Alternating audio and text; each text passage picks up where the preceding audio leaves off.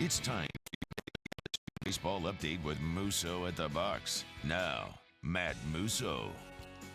And welcome into another edition of Musso at the box. We have a lot to get to today and fired up to do it. Well, kind of fired up to do it. It might not be a very pleasant show because what we're going to do is we're going to try to decide and dissect what is LSU's biggest issue currently. Of course, Tigers have lost 6 out of 7 games, 4 in a row overall, 5 in a row in the SEC, and they have Vanderbilt coming in for a 3-game set starting on Thursday.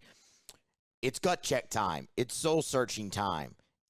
If you're going to get this thing on the right track, it needs to start now. And this is a winnable weekend for LSU against Vanderbilt. Even as badly as it's gone, this is a winnable weekend for the Tigers against a very good team. But in order to do that, well, how do they correct what could be perceived as their biggest issue? So look, I think this is the perfect time to have this conversation because you're coming off of a historic loss against Southern, only the 4th time in the history of your program that you've lost to the Southern Jaguars. So yes, I'd classify that as historic.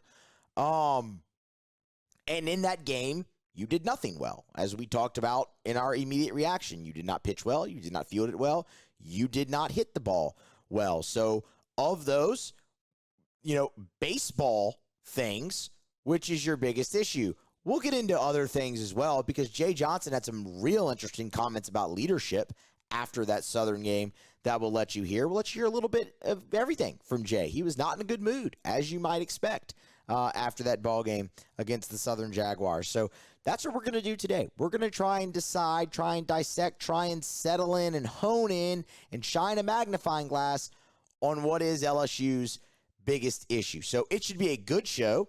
Might have lied to you there off the top saying I'm fired up for it because I did some digging because I know what I think the biggest issue is from a baseball standpoint. And when I did some digging on it, the results that I found were pretty maddening.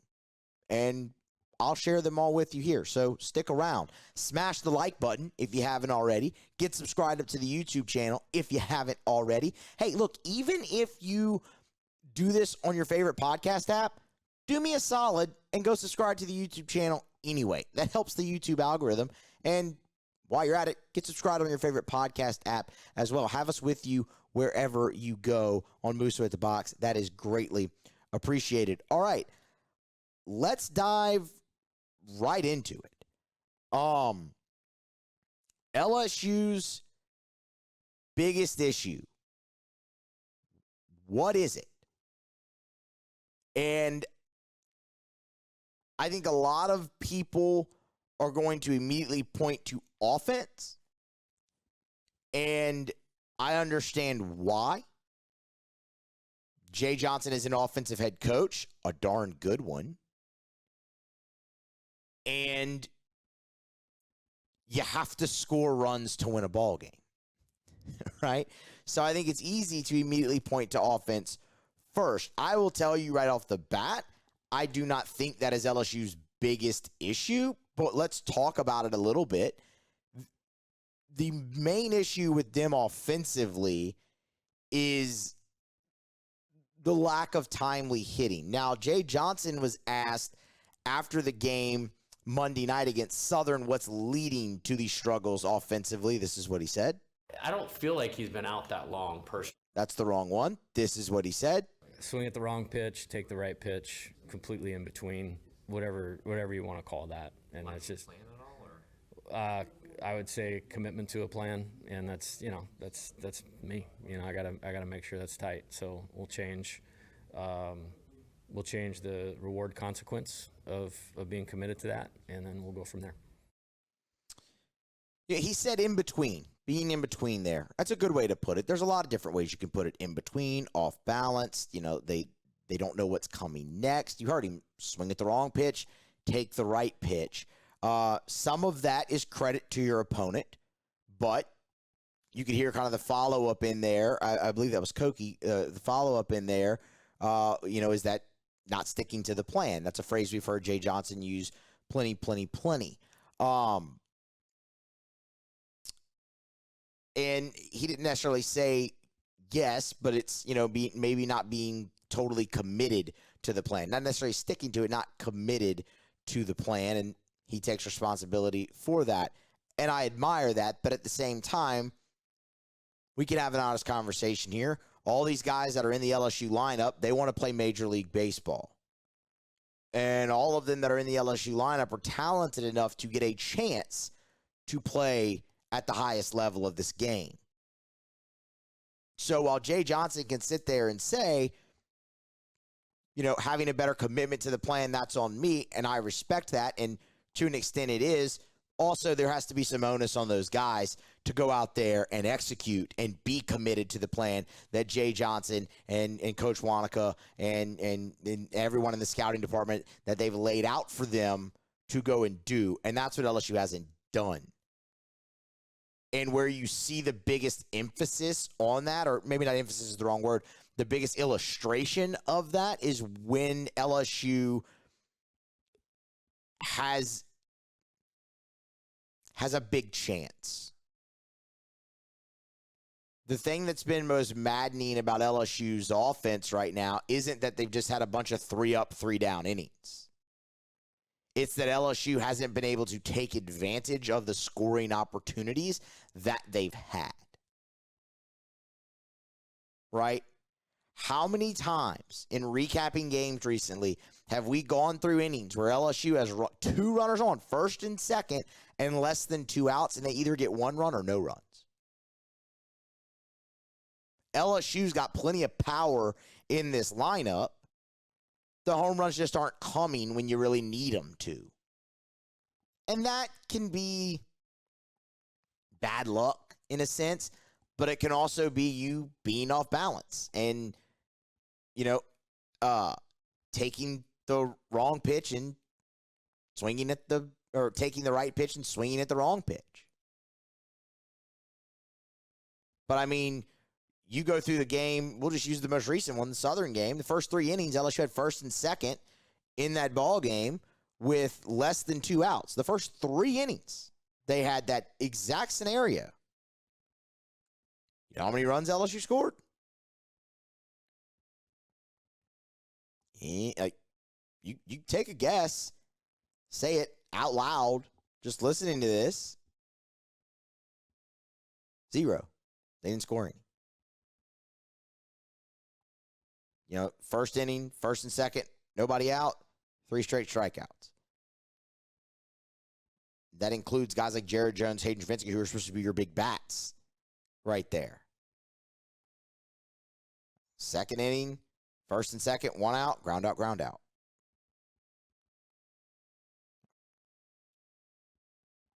Goes on and on.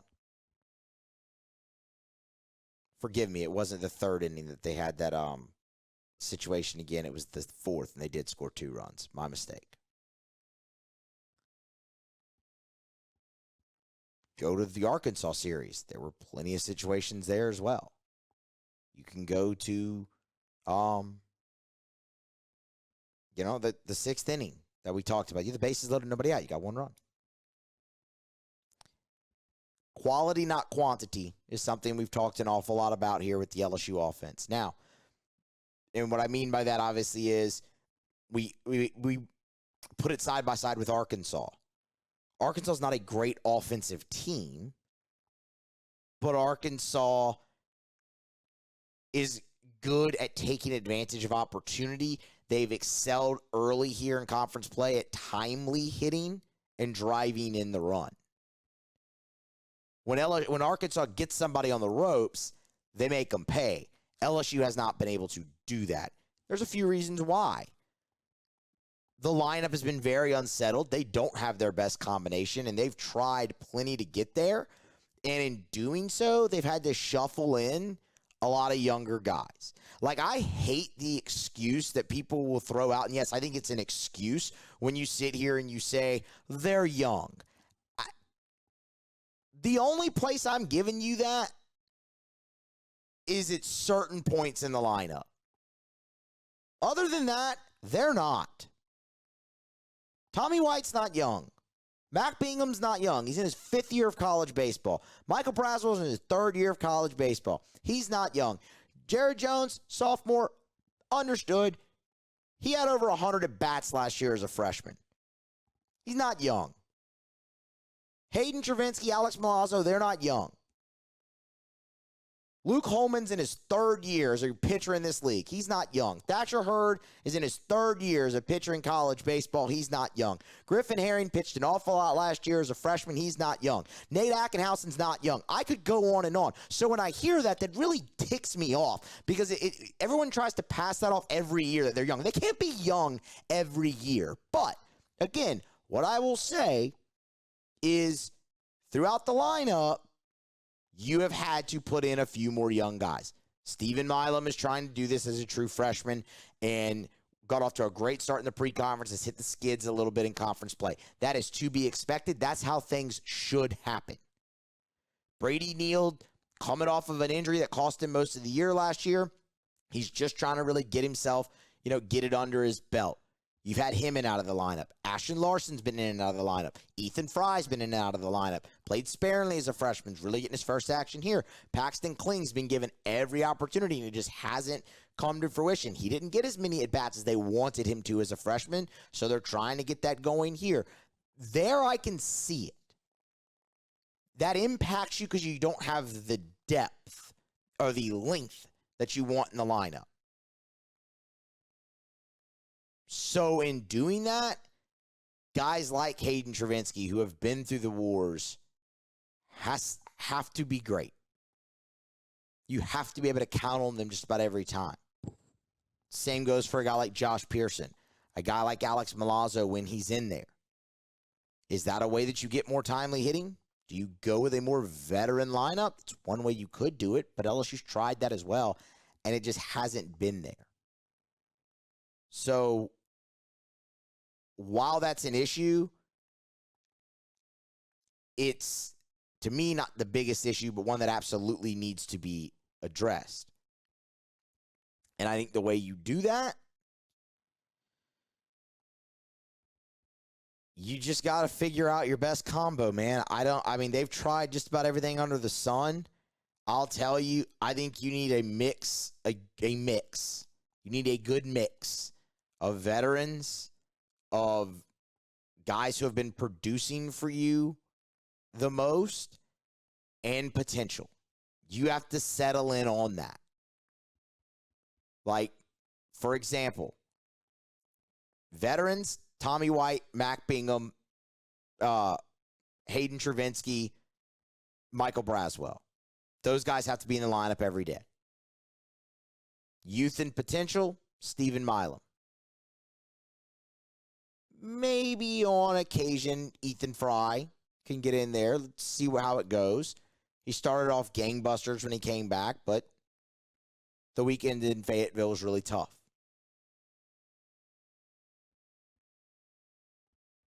Jake Brown could fall into that category.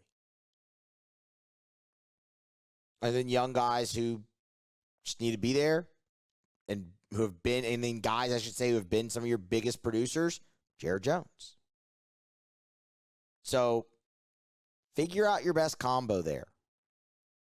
And maybe they never do, but at some point, you have to try to establish a little bit more consistency there. And I know they're trying. It just hasn't come to fruition.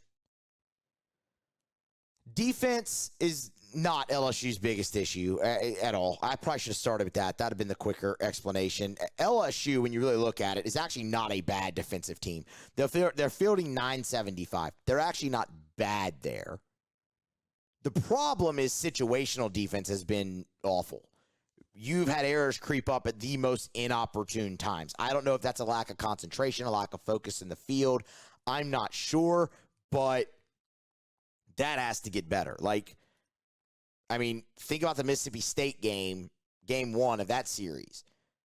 Luke Holman should have been off the field, and instead there's an error that extends the inning. That leads to runs. That's not great. Game 2 against Arkansas. You have a strikeout, and then a runner reaches on an error. It was weak contact. He should have been out of the inning, Thatcher Hurd, but instead you have a base runner that ultimately comes around to score. That's the LSU played flawless defense that entire game up until that point. Now against Southern, you committed 3 errors. You weren't very good. Those games are going to happen sometimes too. But overall, LSU is a good defensive team. They just need to maintain the focus in the field all the way through. So that's not it. That leaves one thing. And yes, I think pitching has been LSU's biggest issue. And in the short, here's why. That is what was supposed to carry your team. We knew the offense would be slow to come along. I'll be honest, I didn't think it'd be this slow. I thought they'd be starting to figure it out here over halfway through the season and into week 4 of conference play. They aren't. But the pitching was supposed to be able to carry you through this, and it has not. The inconsistencies that have popped up there have been very concerning, and 2 in particular that I want to dive into right here. Leadoff men reaching base and 2 out base runners. Those 2 things have been a kryptonite for LSU, specifically in the last 12 games. I go back to the game 1 against Mississippi State to present day. So game 1 Mississippi State through Southern. Because that's where everything's kind of fallen apart for LSU. They were 15 or 14-2, whatever they were going into that stretch. You come out of it now 20-10. And leadoff men reaching base and 2 out base runners have been at the center of all of it. And I know some of you might be saying, what about the walks? We're going to get to the walks because that factors in massively with the leadoff base runners. So, in those 12 games, lend me your ear, if you will. In those 12 games, LSU has played 113 innings. They have pitched, I should say, 113 innings. That means you've had an opportunity to face 113 leadoff men. 40 of them have reached base in the last 12 games. That's 35% of the time LSU is putting the leadoff man on base. A 350 average, if you will. And you might be thinking to yourself, okay, that doesn't sound too bad. And you're right. We could lower the sample and do it by series, and it would be far more concerning. Like in the 3 games against Arkansas, 12 leadoff men reached base over 3 games. 12 out of 26, almost half. Like, that makes it sound a little worse. Kind of the same thing against Mississippi State. Same thing against Florida. Your numbers are lessened a little bit because you have a game against Southeastern where you only allowed 1 leadoff man to reach. A game against Southern where you only allowed 2 leadoff man to reach. But in the interest of fairness, those are all in that stretch. So 40 times in the last 12 games, the leadoff man has reached 35% of the time total there. In those 12 games, of those 40 leadoff men that have reached base, 21 of them have been free passes. More than half. Whether it's a walk or a hit by pitch. And I didn't even include reaching on an error in that, which, by the way, is reaching for free because they didn't earn their way on. But just in walks and hit batters, 21 of the 40 free passes. More than half. And that is unacceptable. You cut that number in half, you're having more success on the mound. That's not debatable. That's the thing. That's why I point to LSU's pitching as the biggest issue. And I'm going to repeat this later, by the way. That's why I point to LSU's pitching as the biggest issue, because you don't need this drastic improvement. You just need to do a little better, and you're going to see results in the ballgame. You're going to let leadoff guys on? Fine. Make them earn it. More than half the leadoff guys in the last 12 games getting on for free? That's unacceptable. You have to execute better there. 2 out base runners. In the last 12 games, again, we're talking game 1 Mississippi State to present day. So game 1 State through Southern, LSU has allowed 89 2-out base runners, and that has resulted in 46 runs with 2 outs for the other team. I shouldn't have to really explain how that impacts a baseball game, but what the hey, let's go through some examples. How about game number 3 of Mississippi State? LSU had allowed 14 2-out base runners in 10 runs. Hey, how many runs did you lose that game by? 10. You got run ruled. Game 2 against Arkansas. You're actually pretty good at this. You only allowed 2, 1 run, but it was a run baseball game. Also in that game 2 against Arkansas, 60% of the leadoff men reached base. Combination of your 2 biggest issues, you lose by 1 run. Game 3 against Arkansas, you allowed 8 2-out base runners, 3 runs. You lost that game by 2. Southern, 12 2-out base runners, accounted for 9 of their runs. You lost that game by 5. If you cut that number in half, you're right there. So when we talk about LSU needing to finish hitters, I'm not just necessarily saying 2 strikes.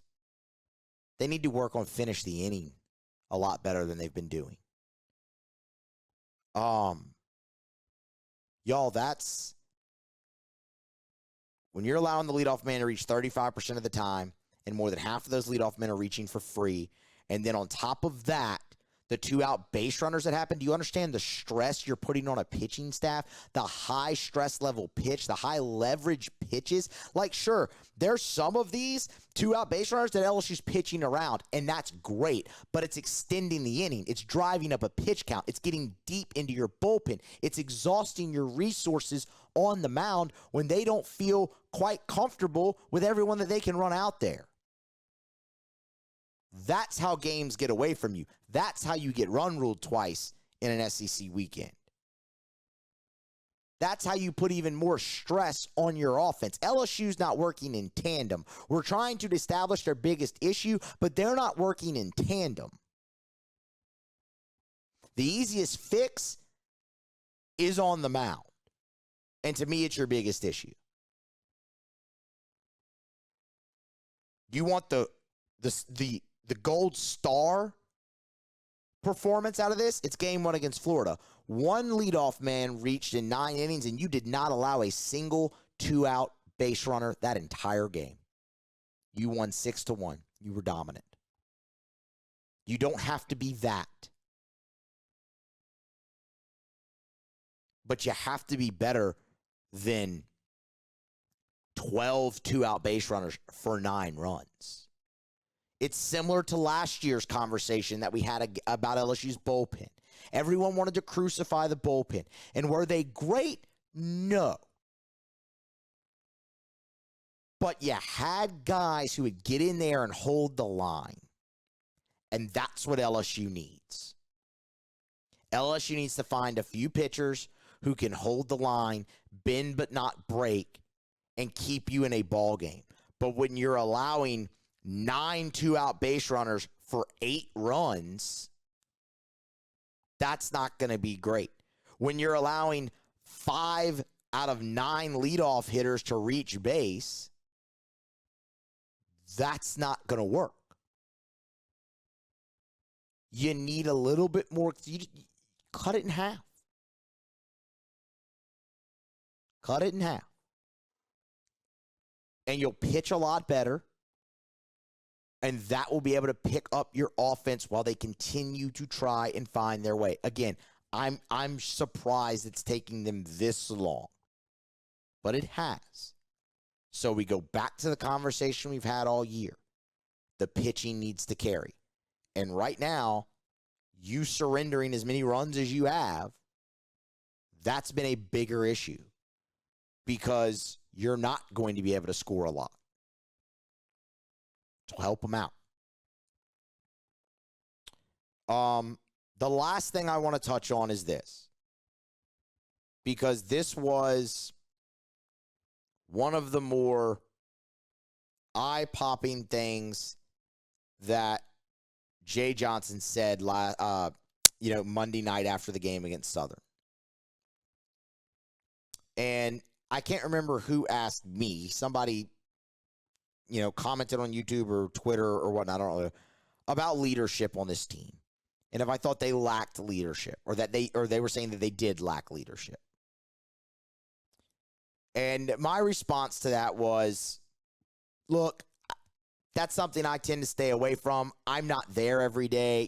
I'm not in the meetings. I'm not watching how guys take control of things in practice or anything like that. I think it's tough to just pick up on leadership sometimes, watching the game, from a press box or from the stands or on TV or whatnot. Are there examples that you can see of it? Sure. But I look at last year's LSU team, and I mean, could you really point the big vocal leader on that squad? I mean, everybody knew Dylan Cruz was a great leader. He led by example. Same thing with Paul Skeens.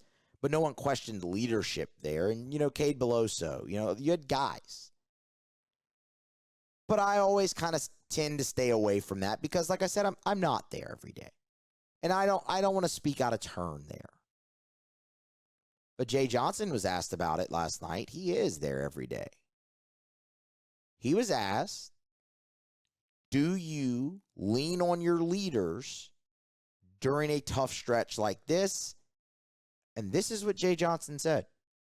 You'd have to talk to them when next time you get a chance. I couldn't even tell you who that is after a game like that. Now, to be clear, I love all of them as people. Everybody, including myself, has to elevate what we're doing to get us out of this deal. I couldn't even tell you who that is after a game like that.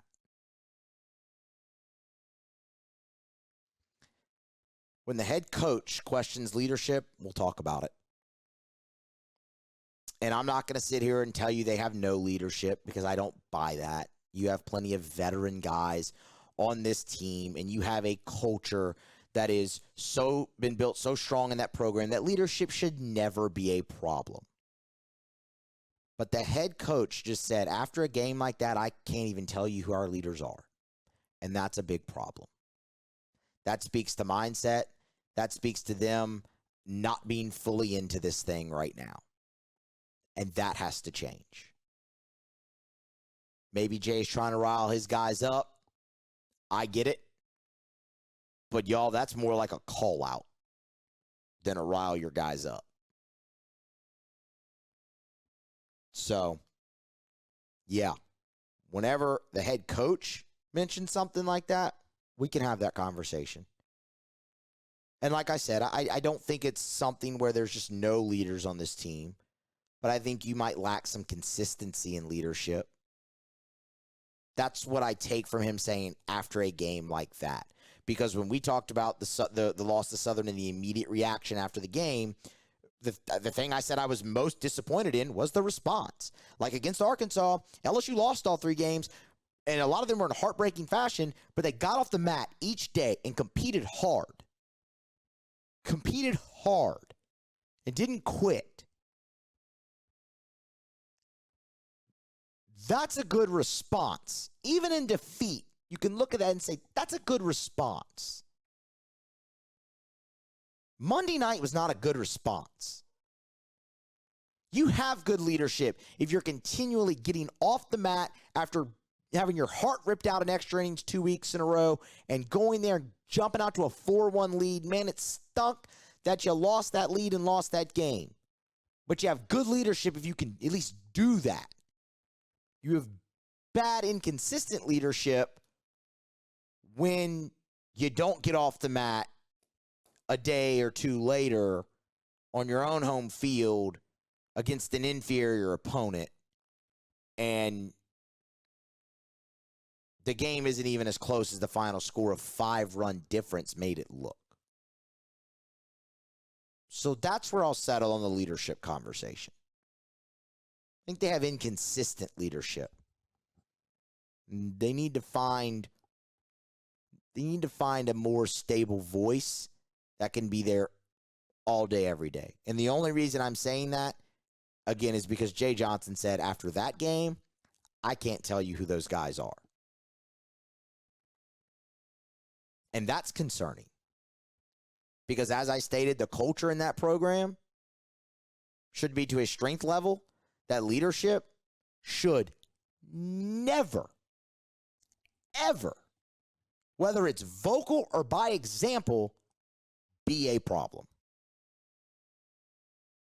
All right. Y'all smash the like button. Get subscribed up to the YouTube channel. Get subscribed up on your favorite podcast app. It's going to wrap us up for today. Thank you all for tuning in. Thank you for listening. Thank you for watching. Thank you for the interaction. All of that has been great. And be here next time on Musso at the Box.